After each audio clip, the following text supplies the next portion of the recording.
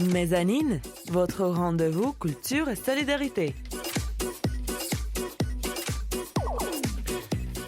À tous les auditeurs, bonjour. Bienvenue dans les Mezzanines, votre émission Culture et Solidarité. Tous les 15 jours, nous invitons celles et ceux qui font Strasbourg, artistes, entrepreneurs, associatifs. Nous vous donnons la parole. La Mezzanine, c'est aussi des contenus sonores inédits, reportages, fiction et théâtre radiophonique. Cassandre, Sylvain et Joachim au micro, bienvenue à tous les auditeurs. Mezzanine, votre rendez-vous culture et solidarité. Cette semaine, dans la Mezzanine, nous avons le plaisir de recevoir Emma Massot et Hector Bauer. Bonjour. Bonjour. Bienvenue. Emma Massot, vous exercez le métier de comédienne et de metteuse en scène, notamment au sein de la Méniache, une troupe de théâtre professionnel qui se produit régulièrement sur la scène du théâtre du Cube Noir à Strasbourg. Hector Bauer, vous exercez le métier de régisseur et vous avez collaboré dans certaines productions de la Méniache, à l'exemple de la pièce Oliver Twist, qui se joue au théâtre du Cube Noir actuellement jusqu'au 29 mars à partir de 20h30. La pièce est adaptée du roman éponyme de Charles Dickens pour la scène par Jacques Bachelier, metteur en scène et créateur de la compagnie de théâtre strasbourgeoise La Méniache.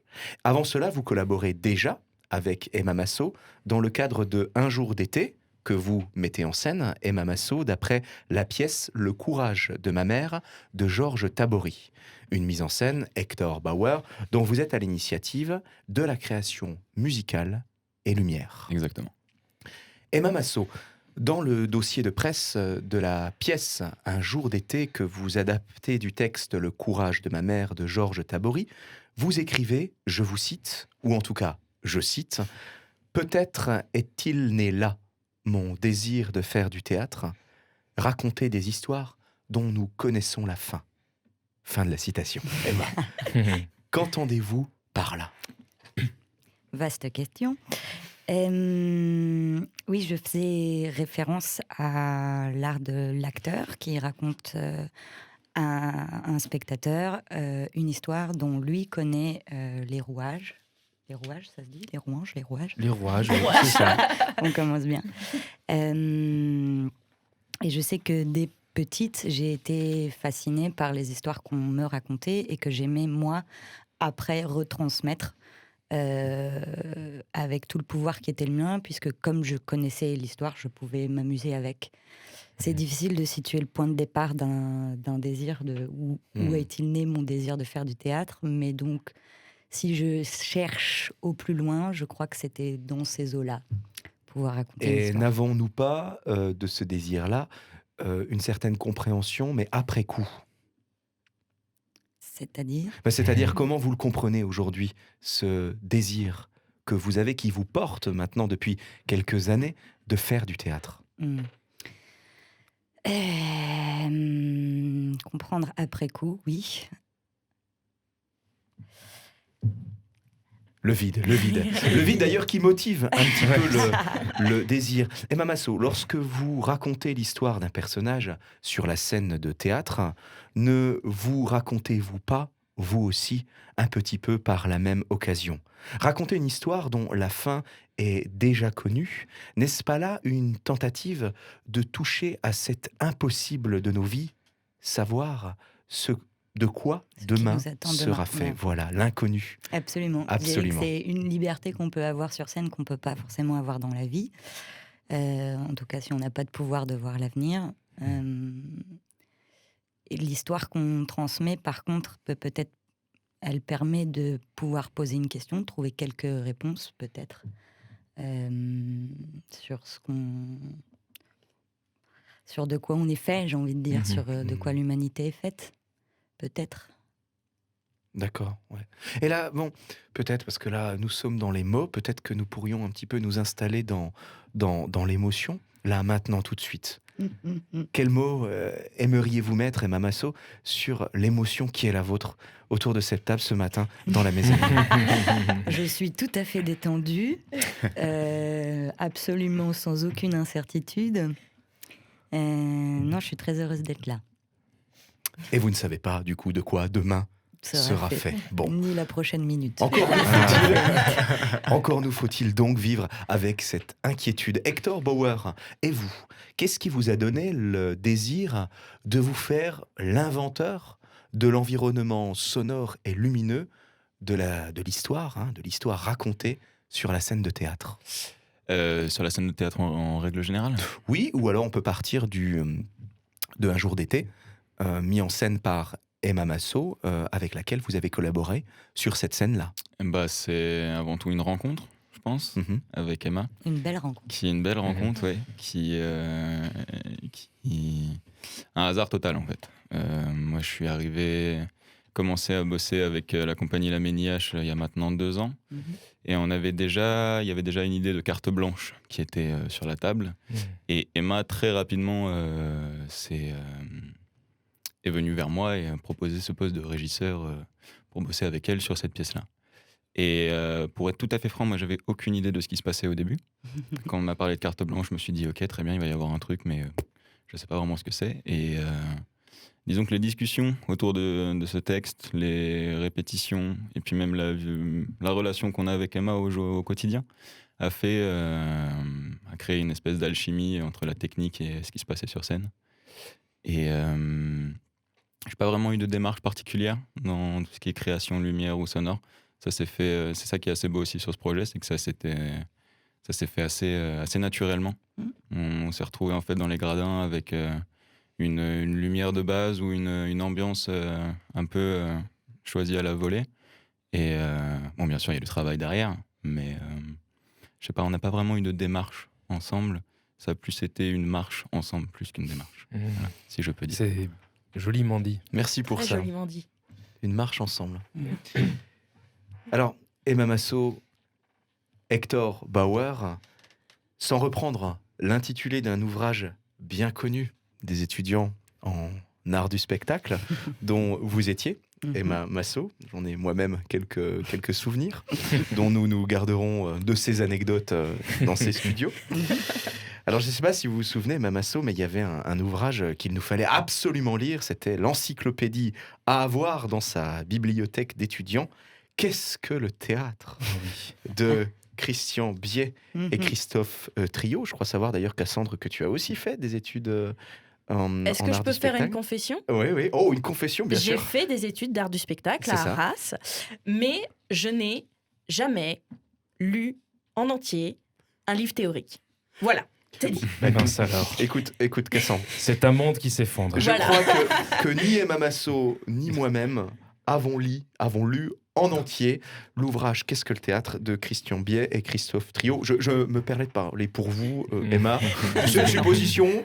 Absolument. Voilà, un titre qui pourrait susciter à lui seul d'innombrables souvenirs des amphithéâtres de la faculté des arts du spectacle de Strasbourg. N'est-il pas, Emma? Absolument. En tant que comédienne et metteuse en scène, je vais vous poser la question, à mon tour, selon vous, de façon très très générique, qu'est-ce que le théâtre? Boum. Vaste Vous avez question. N'en une- faites pas un livre, Emma. N'en faites Je pas vais un livre. essayer. Christophe Qu'est-ce que le Trio, il l'a fait bien avant nous.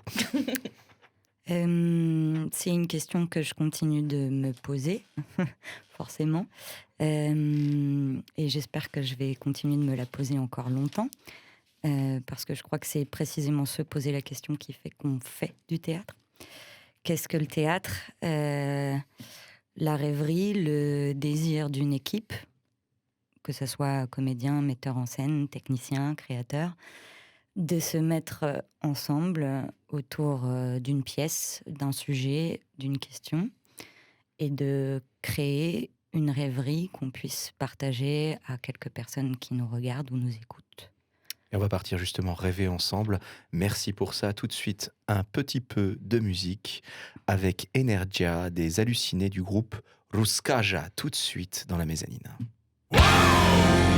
Давай, ребята, du Mero dagegen nüchtern dein Rausch. Die Russen sind dann nach einem Tagesmarsch. Legen wir los mit Energieaustausch. Come on everybody, beweg dein Arsch. Двигай плечами, руками, ногами, под руку голями. Вот мы преодолели барьер языковой. А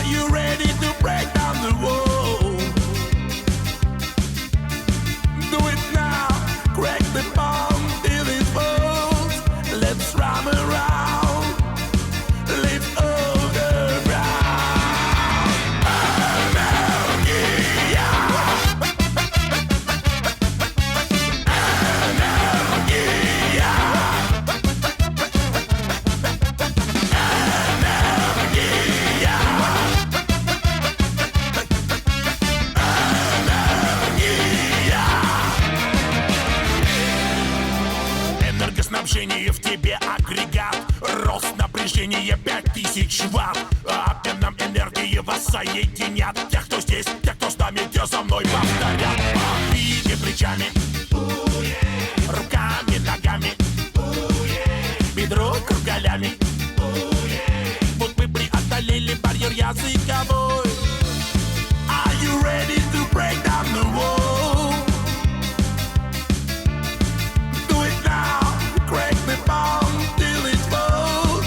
Let's run around, lift off the ground.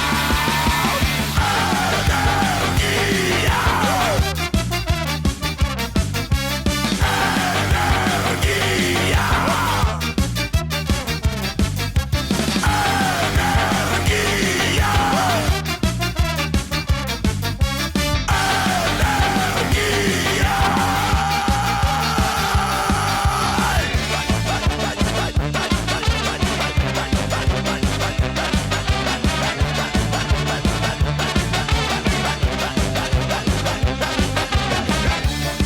Are you ready to break down the wall? Let's run around, lift off the ground. Energia.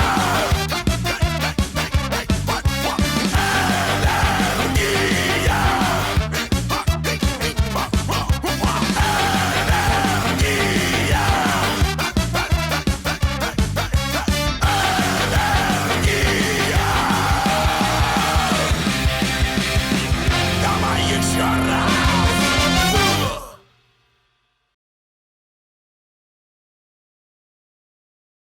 C'était Energia, Energia. du groupe Ruskaja dans Ruskaya. Ruskaya Ah là là. dans la mezzanine. Va falloir Pour les qu'on parte en auditeurs rythme. qui nous rejoignent, vous êtes dans la mezzanine, Cassandre Sylvain et Joachim au micro. Nous sommes avec nos invités de la semaine, Emma Massot, comédienne et metteuse en scène, et Hector Bauer, régisseur son et lumière. Vous travaillez tous deux dans le cadre de la Méniache, une compagnie de théâtre professionnelle avec laquelle vous vous produisez régulièrement sur la scène du théâtre du Cube Noir à Strasbourg.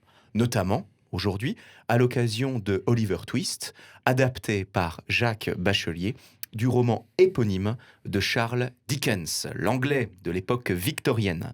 La pièce se joue actuellement au Cube Noir, ce même théâtre, jusqu'au 29 mars à partir de 20h30. Emma Massot, si dans la pièce Oliver Twist, vous incarnez, avec Marie Paya, vous êtes deux comédiennes sur le même personnage, vous interprétez donc le personnage principal, vous exercez la responsabilité de metteuse en scène dans Un jour d'été, adapté de la pièce Le courage de ma mère de Georges Tabori. Comment vous êtes-vous formée, dans un premier temps peut-être, au métier de comédienne ? J'ai commencé ma formation professionnelle supérieure en Biélorussie. Wow. Voilà. Je suis partie 1 an avec le cadre de Demain le printemps, qui permet à des jeunes étudiants francophones, donc pas forcément que français, de partir 1 an en Biélorussie et d'avoir une espèce de masterclass avec des cours d'art dramatique, de diction, de chant, de danse, de musique, d'escrime scénique et j'en passe, avec les professeurs de l'Académie des Arts de Minsk, donc, qui est l'école nationale là-bas. C'est une école qui s'inspire de la méthode dite Stanislavski. Absolument. La directrice Absolument. de l'école fait partie des derniers, la 2e génération après Stanislavski, donc élève d'élèves de Stanislavski. Qui est Constantin Stanislavski, Tout à fait. un homme de théâtre, un dramaturge russe. De quelle époque à peu près 19... non, je crois que c'est même 20e... Non, c'est pas 20e siècle. Si, c'est 20e siècle. 20e, ouais. Deuxième 20e, partie, ouais. deuxième 20e. partie du 20e siècle, qui a développé toute une théorie de l'acteur autour de l'émotion et du jeu, Et de non pas juste ou l'intériorité. faux, mais vrai. L'intériorité, voilà. ouais. On connaît bien. Voilà. On pense connaître bien. Nous On le essayons connaît de personnellement. comprendre quelque Voilà. chose, en tout cas dans la pratique et dans l'expérience.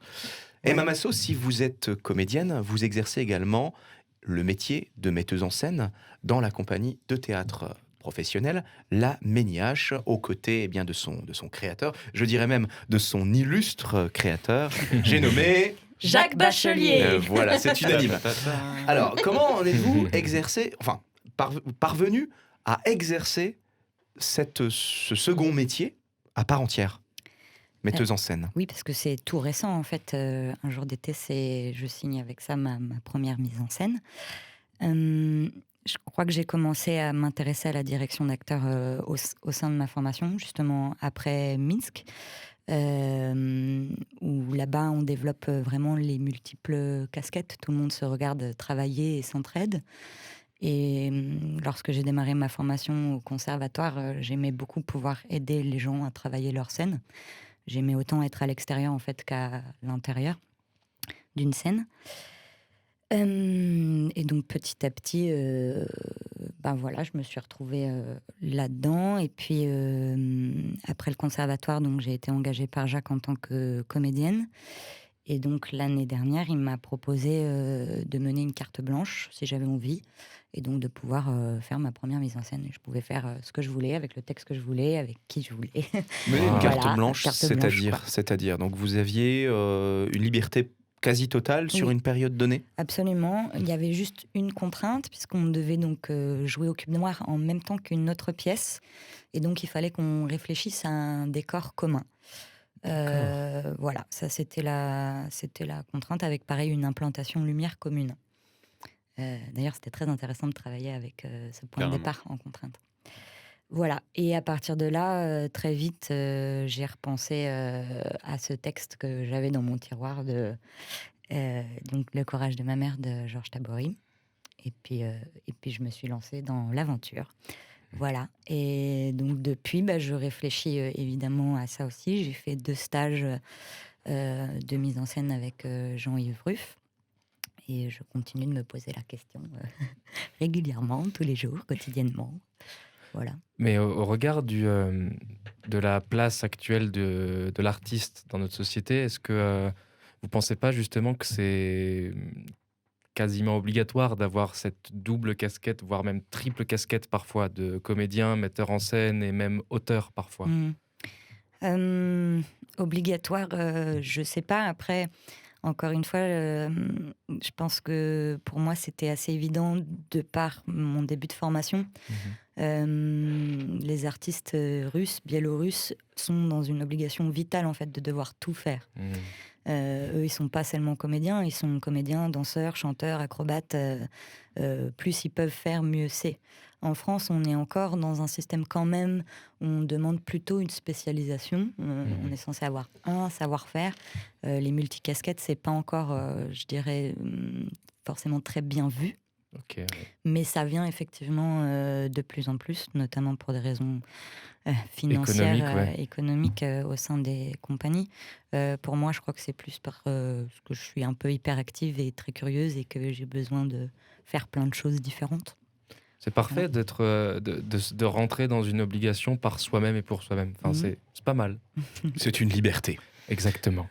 Parlons de la vôtre, de liberté, Hector Bauer, une liberté que vous avez choisi d'engager dans le prisme du métier de régisseur son et lumière pour le théâtre.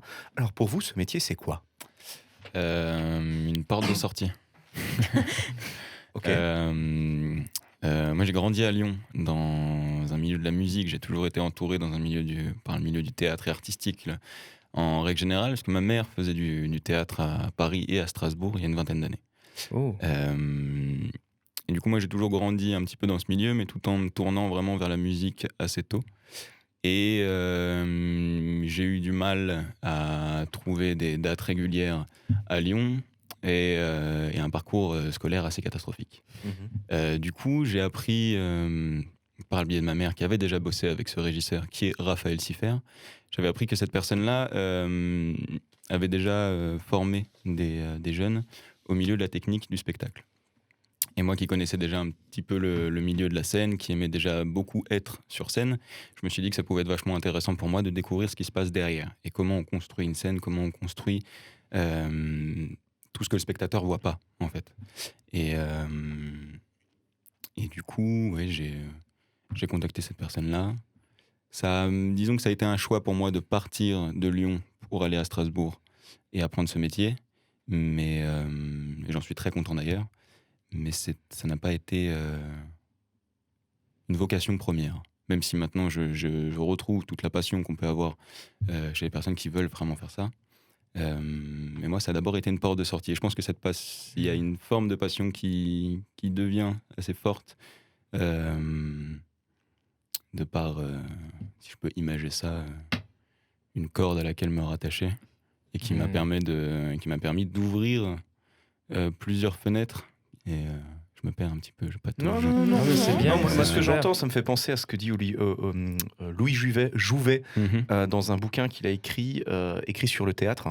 Justement, il s'interroge quant à la légitimité. Qu'est-ce qui fait une vocation ? Est-ce que la vocation, c'est au début ou à la fin ? Lui, il prend le parti de dire je ne sais pas pourquoi j'ai commencé à faire du théâtre, j'ai commencé à le savoir alors que je terminais. Voilà, presque. Donc, c'est toujours le désir après coup, l'analyse après coup. Mais si l'analyse et le désir après coup, nous on a le désir tout de suite d'écouter Cassandre. Donc dans sa culture, sa chronique culture, tout de suite dans la mezzanine. Mezzanine, la chronique culture de Cassandre. Oui, parce que je suis cultivée.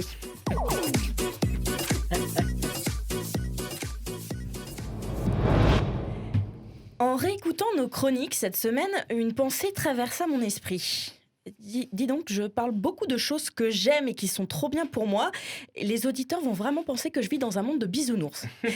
Alors aujourd'hui, chers auditeurs, on va parler de choses que je n'aime pas. Et cher Joachim, cher Sylvain, je m'excuse par avance, mais on va perdre des auditeurs. D'accord. J'ai eu un petit peu peur parce que tu commences ta chronique. Chers auditeurs, on va parler de quelque chose que je n'aime pas. Cher Joachim.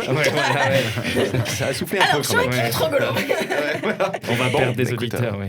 Pas plaire à tout le monde. Oui. Je m'excuse par avance pour vos oreilles. Je risque de m'énerver parce qu'aujourd'hui, c'est un cri.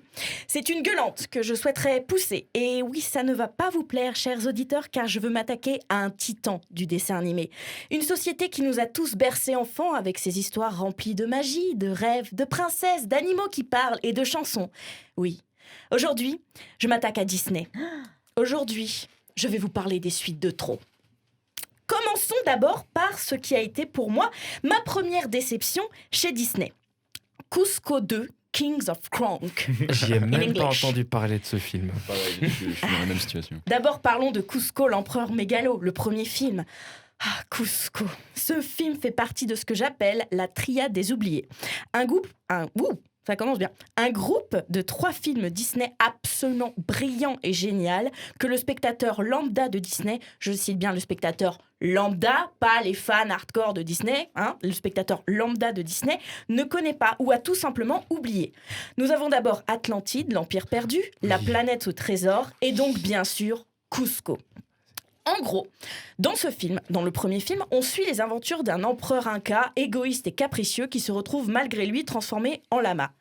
C'est un de mes films. C'est un de mes films Disney favoris. L'animation est géniale, l'histoire originale, mais surtout l'humour. Ce film est à pleurer de rire. De l'humour absurde à gogo, une écriture géniale, bref, il est parfait. Quelle ne fut donc pas ma joie lorsque j'appris qu'il y avait une suite à ce film. Et c'est donc avec joie et naïveté que je m'octroya, oui j'ai mis octroya dans ma chronique, je suis très fière, que je m'octroya le DVD Cusco 2. Quelle erreur monumentale, fis-je. Déjà, première déception, Cusco 2, ce n'est pas un Cusco 2. C'est un film qui se centre sur un personnage secondaire, mais ô combien merveilleux, Kronk. C'est un bras droit un peu gauche qui est pour moi le personnage le plus drôle du premier film. Et alors, me diriez-vous, où est le problème ? Eh ben, le problème, c'est que le Kronk du 2, il est ni drôle, ni sympathique, ni rien du tout. Disney l'a rendu chiant, pleurnichard et sans personnalité. À aucun moment, il est drôle ou juste attachant, non. Alors, que vous vous focalisiez sur un personnage secondaire, ok, je prends en exemple le Roi Lion 1,5, où c'est un film qui se centre sur Timon et Pumba, qui est bien. Sans plus, mais bien. Donc, pourquoi pas ? Le facochère ? Le facochère, tout Pumba, à fait. oui. Donc, que vous centriez Qu'est-ce que... Oula, je me suis perdue. C'est le Emmanuel facochère. C'est le facochère. alors que vous focalisiez sur un personnage secondaire, ok, mais par pitié, ne lui enlevez pas sa personnalité, quoi. Autre chose. Ce film marque aussi le retour d'un des antagonistes les plus drôles de Disney. Pour moi, je précise toujours, hein. Isma, la conseillère de l'empereur qui veut être impératrice à la place de l'empereur. Est-elle réussie dans ce film? Ah bah non. Pourquoi? Parce que vous la faites chanter. Oui. Je t'allais dire autre chose. Oui, juste pour ça. On ne fait pas chanter Isma, c'est tout. Ou alors écrivez une chanson de qualité, quoi. À cela s'ajoute le fait que Kuzco apparaît en tout 10 minutes dans le film et vous avez le résumé de comment Disney massacra une de mes Disney princesses préférées. Et brisa aussi, accessoirement, une partie de ma naïveté enfantine. Est-ce que ça s'arrête là? Bah non. Alors, que je vous mette dans le... Depuis que je suis enfant, il y a 3 grosses sagas qui règnent sur mon cœur et mon imaginaire.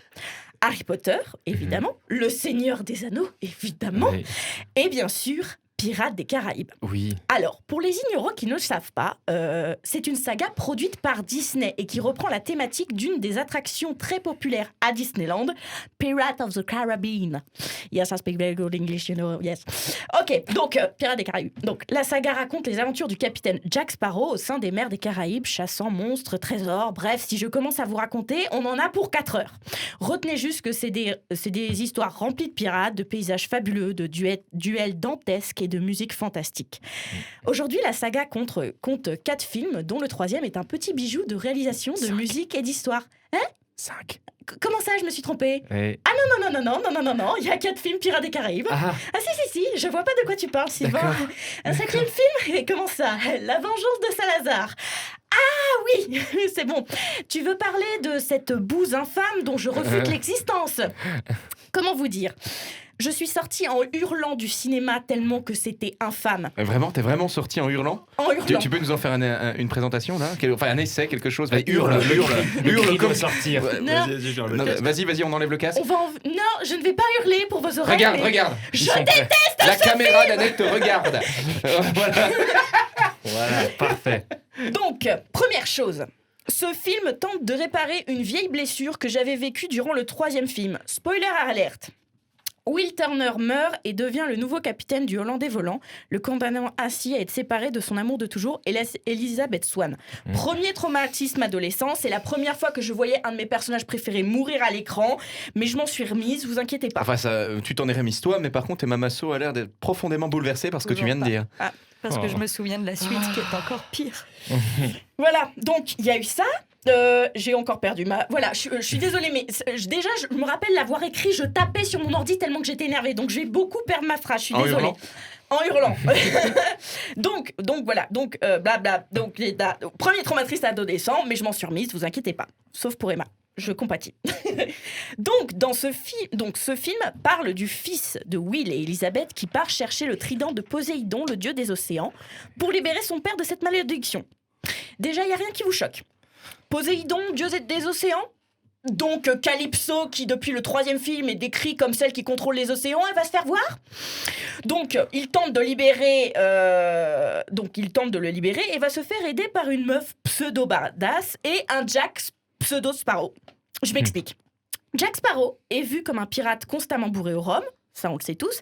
Et ben dans ce film-là, il y a aussi l'acteur qui était bourré au rhum. Johnny Depp, dans ce film, passe son temps à nous montrer un Jack décédé intérieurement, sans personnalité ni humour. Je suis d'accord avec ça. Ouais, merci. Voilà. Et qui d'autre s'est fait massacrer dans le film? Hein? Un des meilleurs pirates au monde, montré au cinéma, j'ai nommé Barbossa. Barbossa, le némésis de Jack Sparrow, qui depuis le premier film, c'est un homme qui ne vit que pour lui-même et pour sa liberté. C'est un vrai pirate avec un grand P, messieurs, dames. Et dans ce film, est-ce qu'on l'a respecté? Bien sûr que non.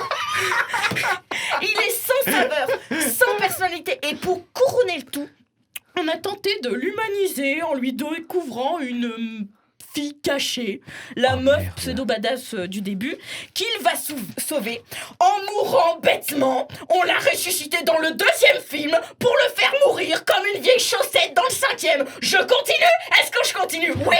Vous savez qui c'est qui apparaît à la fin de ce film? Elizabeth Swann. Elizabeth Swann est une femme belle, courageuse qui deviendra la reine des pirates alors que c'est une lady au début du premier. Dans le troisième, elle devient reine des pirates. Elle incarne pour moi une des plus grandes femmes fortes au cinéma. Vous savez comment elle arrive à la fin du film ? Hein ? Vous savez comment elle arrive ? En vraie femme forte ? Oh bah non ! En robe de princesse nulle ! Et où est la reine des pirates ? Où est la badassitude ? Vous l'avez tuée ! Honte sur vous ! Je vais arrêter de crier. Donc pourquoi je déteste ce film ? Parce que pour moi, c'est un énorme molar craché à la face de tout ce qui a été créé dans les premiers films. Rien n'est respecté. Ni l'histoire de base, ni les personnages, ni rien en fait. Vous voulez pleurer du sang ? Allez voir ce film. Pour finir... Ah, je suis désolée, mais j'avais besoin. Je suis désolée, mais voilà. Preuve, j'ai écrit en gros tout ce que j'ai fait. Bon bref, excusez-moi pour vos oreilles. Pour finir, je souhaiterais parler d'un truc qui en ce moment me tape sur le système avec Disney. Les remakes des classiques Disney. Alors, que les choses soient claires, je ne parle pas de ce qui raconte une vision différente d'un film comme Maléfique, par exemple, ou encore Alice au Pays des Merveilles. Je sais qu'il y en a beaucoup qui l'aiment pas, celui de Tim Burton. Moi, je l'aime bien. Bon. Je vous parle des films qui racontent la même histoire que l'original, comme par exemple La Belle et la Bête, où la différence avec le dessin animé, c'est qu'il y a Emma Watson et que la bête chante dedans. Mal d'ailleurs. C'est Vincent Cassel. Ah, c'est quand même Vincent Cassel. Tu te trompes. Ah oui, c'est Kenneth Branagh. C'est l'adaptation de Kenneth Il y en Branagh. a deux. Ah, d'accord. La version française avec Léa Seydoux et Vincent Cassel, elle est pas mal parce qu'elle reprend la version de Perrault. Ça va. Ok. C'est pas, mais c'est autre chose. D'accord. Donc voilà. Ou comme plus récemment, Le Roi Lion. Oh mon Dieu. Le seul point positif, c'est très beau visuellement. Il y a rien à dire. Tout est fait en animation et on dirait un vrai film. Juste pour ça, bravo, beau boulot.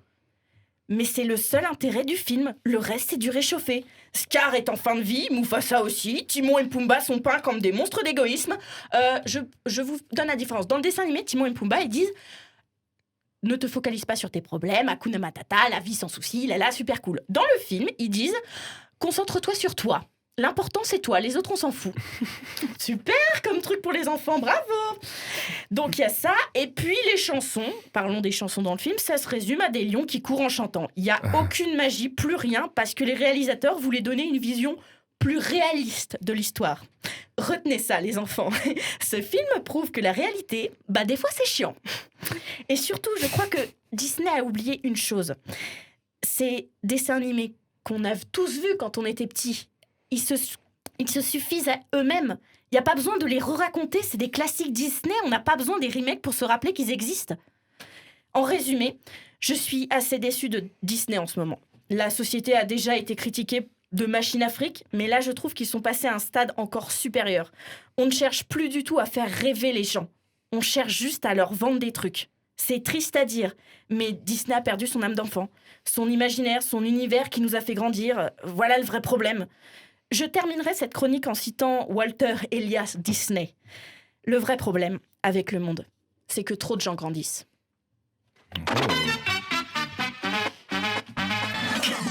Mezzanine, la chronique culture de Cassandre. Oui, parce que je suis cultivée.